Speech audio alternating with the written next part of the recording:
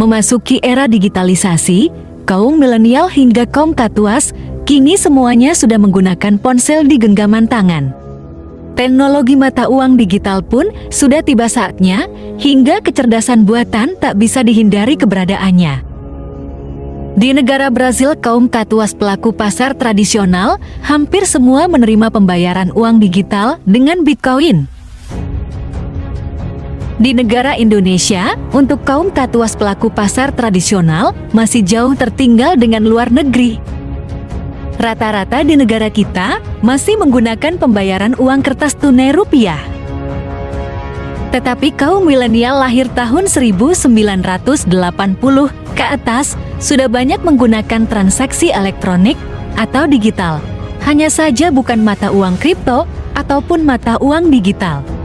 Karena di Indonesia belum disahkan digital rupiah masih tahap perencanaan, inilah perbedaan rupiah digital dengan transaksi elektronik digital.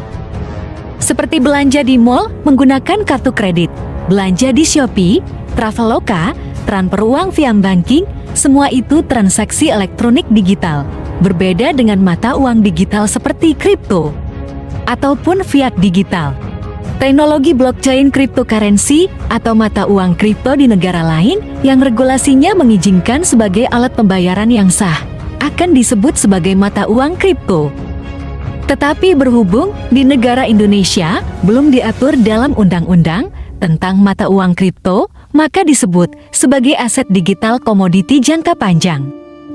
Setelah jatuhnya Silicon Valley Bank dan bank Amerika lainnya membuat pasar kripto dan emas kembali diburu oleh investor. Di sini kita akan bahas kelebihan dan kekurangan emas, Bitcoin, dan Pi Network. Alasan utama kenapa emas, Bitcoin, dan Pi Network yang akan dibahas, karena ketiga aset tersebut kedepannya berperan penting dan memiliki nilai yang tinggi sebagai aset berharga. Ini akan sangat menarik. Kita akan ulas pemahaman simpel di antara ketiga aset dan mata uang tersebut agar mudah dipahami. Dilihat dari segi mendapatkannya, emas yang batangan maupun perhiasan, semua berawal dari penambangan di alam. Tentunya biayanya mahal.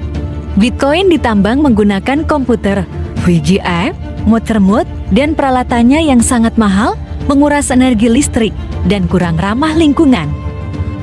Sedangkan Pi Network ditambang hanya menggunakan handphone. Cukup klik petir otomatis berjalan dengan sendirinya sesuai dengan beside mining yang telah diatur developernya. Biayanya murah dan irit hanya modal HP dan kuota internet. Perkembangan zaman dan teknologi semakin maju, dahulu dimulai dari Web 1, Web 2, dan kini Pi Network Web 3.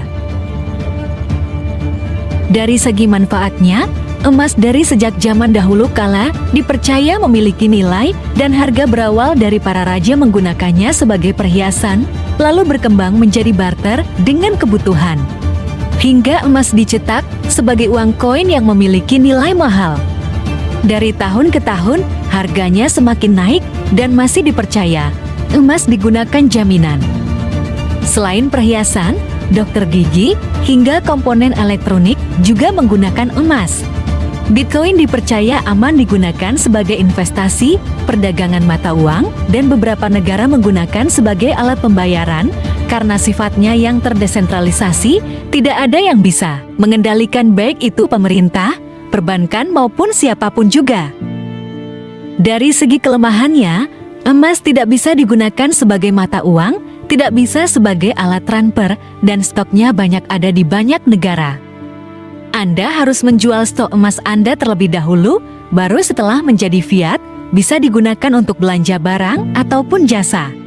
Begitu juga Bitcoin, walaupun stoknya cuma 21 juta koin, tetapi dikuasai oleh sebagian orang kaya saja karena harganya yang memang sudah mahal. Sehingga harganya yang fluktuatif, terkadang naik drastis, terkadang juga langsung turun cepat. Tetapi situasi ekonomi dunia saat ini sedang tidak baik-baik, sehingga ada yang mendukung kripto, ada juga yang menolaknya.